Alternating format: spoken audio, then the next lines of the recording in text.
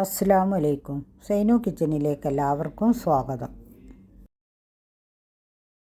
ഇന്ന് ബാക്കി വന്ന ചോറ് കൊണ്ട് ഒരു പൊറാട്ടയുടെ റെസിപ്പിയുമായിട്ടാണ് വന്നിട്ടുള്ളത്. അപ്പോൾ ഈ പൊറാട്ട ഉണ്ടാക്കുന്നത് എങ്ങനെയാണെന്നൊന്ന് കണ്ടു നോക്കാം. എന്നും നമ്മൾ ചോറുണ്ടാക്കിയാൽ ബാക്കിയായിരിക്കുമല്ലോ. പിന്നെ അതുമാത്രമല്ല, ഇപ്പോൾ രാത്രി ആരും ചോറ് കഴിക്കുന്നുമില്ല. അപ്പം ഞാൻ വിചാരിച്ചിന്ന് ഇതുകൊണ്ടിനും ഇങ്ങനെ ഒരു ഐറ്റം ഉണ്ടാക്കിയാലോ എന്ന്. അങ്ങനെ ഞാനിതാ പൊട്ടണ ഒരു കപ്പിലേക്ക് 1.5 കപ്പ് ചോറെടുത്ത് ഒരു മിക്സിയുടെ ജാറിലേക്ക് ഇട്ട് കൊടുക്കുന്നുണ്ട്. ഇനി ഒരു 1/4 കപ്പ് വെള്ളം കൂടി ഒഴിച്ച് കുറച്ച് ഉപ്പിട്ട് നല്ലതുപോലെ അരച്ചെടുത്തതിന് ശേഷം ഒരു പാത്രത്തിലേക്ക് മാറ്റി കൊടുത്തിട്ടുണ്ട്. ഇനി ഇതിലേക്ക് ഇട്ട് കൊടുക്കുന്നത് ഗോതമ്പ് പൊടിയാണ്. ഞാനിവിടെ 1.5 കപ്പ് ഗോതമ്പ് പൊടിയാണ് എടുത്തിട്ടുള്ളത്. ഇനി ഇത് ഇട്ട് കുഴച്ചെടുത്തതിന് ശേഷം വെള്ളം കൂടുതലാണ് എന്നുണ്ടെങ്കിൽ കുറച്ചും കൂടി പൊടി ഇട്ട് കൊടുക്കാൻ. വെള്ളം തീരെ ഒഴിച്ചു കൊടുക്കണ്ട കേട്ടോ. ഈ അരച്ച ചോറുണ്ടല്ലോ അതിൻ്റെ നനവ് മാത്രം മതി. ഇനി കയ്യിലൊന്ന് ഓയിൽ തൂക്കി നല്ലതുപോലെ കുഴച്ചെടുത്തതിന് ശേഷം റെസ്റ്റ് ചെയ്യാൻ വെക്കേണ്ട ആവശ്യമില്ല, കാരണം നമ്മൾ ഇതിൽ ചോറ് ചേർത്തതല്ല.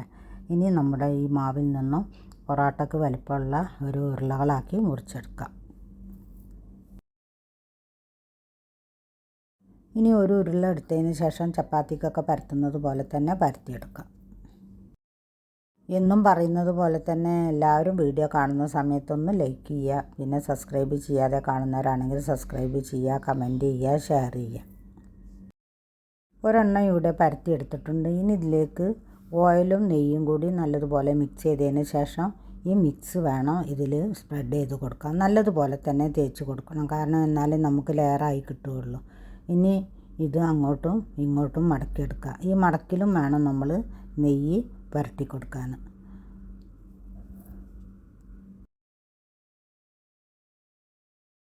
നെയ്യ് ചേർക്കണം എന്നില്ല കേട്ടോ, ഓയിൽ മാത്രമായാലും കുഴപ്പമില്ല. പിന്നെ ഞാൻ കുറച്ച് നെയ്യും കൂടി ചേർത്തതേ ഉള്ളൂ. ഇനി ഇതുപോലെ മടക്കിയതിന് ശേഷം വീണ്ടും ഇതുപോലെ നെയ്യ് പുരട്ടിയതിന് ശേഷം മടക്കിയെടുക്കാം.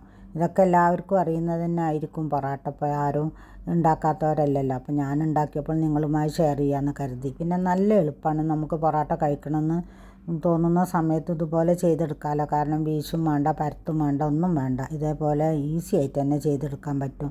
പിന്നെ ഗോതമ്പ് പൊടി ആയതുകൊണ്ട് കാണാൻ കുറച്ച് ഭംഗി കുറവുണ്ടാവും, പക്ഷേ നമ്മൾ കഴിക്കാൻ നല്ലത് ഹെൽത്തി ആയിട്ട് കഴിക്കുന്നത് ഗോതമ്പ് പൊടി തന്നെയാണല്ലോ.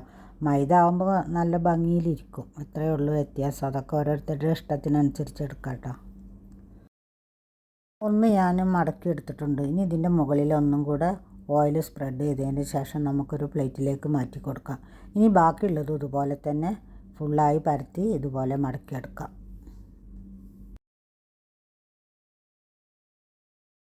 ഒരെണ്ണം കൂടി ഞാൻ പരത്തിയതിന് ശേഷം മടക്കുന്നത് കാണിക്കാൻ വേണ്ടിയിട്ടാണ് കേട്ടോ കാണിച്ചു തരുന്നത്. ഇനി പുതിയ കുട്ടികൾ ആരെങ്കിലും ഉണ്ടെങ്കിൽ അവർക്കൊക്കെ ഒന്ന് പഠിക്കാമല്ലോ. കാരണം നമുക്കൊക്കെ അറിയുന്നത് തന്നെയാണ്, എന്നാലും തീരെ അറിയാത്ത കുട്ടികളും ഉണ്ടാവുമല്ലോ, പുതിയ കുട്ടികളൊക്കെ. അപ്പോൾ ഒന്നും കൂടെ കാണിച്ചെന്നേ ഉള്ളൂ. ഇങ്ങനെ മടക്കിയെടുക്കാൻ നല്ല എളുപ്പമാണ് കേട്ടോ. പിന്നെ കാണാനും നല്ല ഭംഗിയുണ്ട്. അതുമാത്രമല്ല നല്ല ലെയറായി കിട്ടുന്നുമുണ്ട്. ഇപ്പോൾ എല്ലാ ഉരുളകളും പരത്തി ഇതുപോലെ മടക്കിയെടുത്തിട്ടുണ്ട്. കാണാൻ നല്ല ഭംഗിയുണ്ട്. കാണുമ്പോൾ തന്നെ നിങ്ങൾക്ക് മനസ്സിലാവുമല്ലോ. ഇനി ഇതിൽ നിന്ന് ഒരെണ്ണം എടുത്ത് നമുക്ക് പൊറാട്ടയ്ക്ക് പരത്തണ പോലെ തന്നെ നൈസായി പരത്തിയെടുക്കാം. നമ്മുടെ മാവ് നല്ല സോഫ്റ്റാണ് കേട്ടോ. പരത്തിയെടുക്കാനൊക്കെ നല്ല എളുപ്പമാണ്, കാരണം ഓയിലും അതേപോലെ ചോറും നെയ്യൊക്കെ അല്ലേ ചേർത്തിട്ടുള്ളത്. കാരണം കുഴൽ വെക്കുമ്പോൾ തന്നെ പരന്നു പോകുന്നുണ്ട്.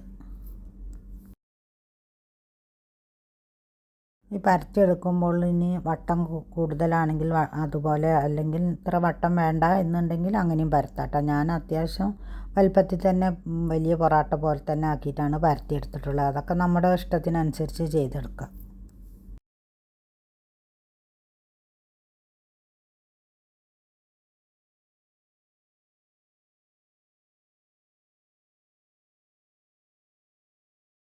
ഒരെണ്ണം പരത്തിയെടുത്തിട്ടുണ്ട്. ഇനി ബാക്കി ഇതുപോലെ തന്നെ പരത്തിയെടുക്കാം.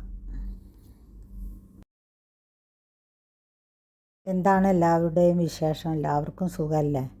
നാട്ടിൽ ഇപ്പോഴും മഴയാണ് അല്ലേ? ഇവിടെ എല്ലാവർക്കും സുഖമാണ്. ഇനിയിപ്പോൾ നാട്ടിലേക്ക് വരുന്നതിൻ്റെ തിരക്കിലാണ് ഇപ്പോൾ.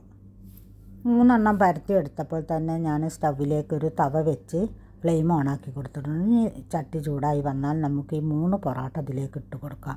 ഒറ്റയടിക്ക് 3 ഇതിലിട്ട് കൊടുക്കാൻ പറ്റുള്ളൂ, കാരണം ഇത് അത്യാവശ്യം വലിപ്പമുള്ള പൊറോട്ടയാണല്ലോ.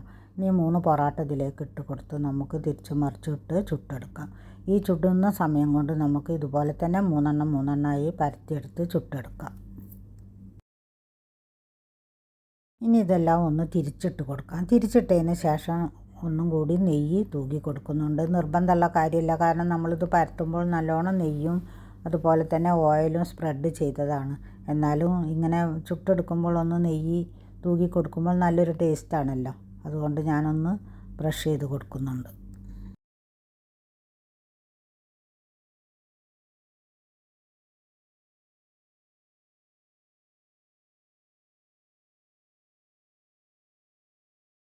പൊറോട്ട ഒരു ബ്രൗൺ നിറമാവുന്നത് വരെ തിരിച്ചും മറിച്ചും ഇട്ട് ചുട്ടെടുക്കാം.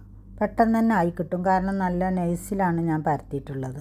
ഇപ്പോൾ ഇതാ പരത്തി ചുടുന്ന സമയത്ത് തന്നെ ആ ലെയർ വീണ്ടും കാണുന്നുണ്ട്. ഇനി നമുക്ക് ഈ 3 ഇപ്പോൾ റെഡി ആയിട്ടുണ്ട്. ഇനി 3 ഇതിൽ നിന്നും മാറ്റി ബാക്കി 3 കൂടി ഇതുപോലെ ചുട്ടെടുക്കാം.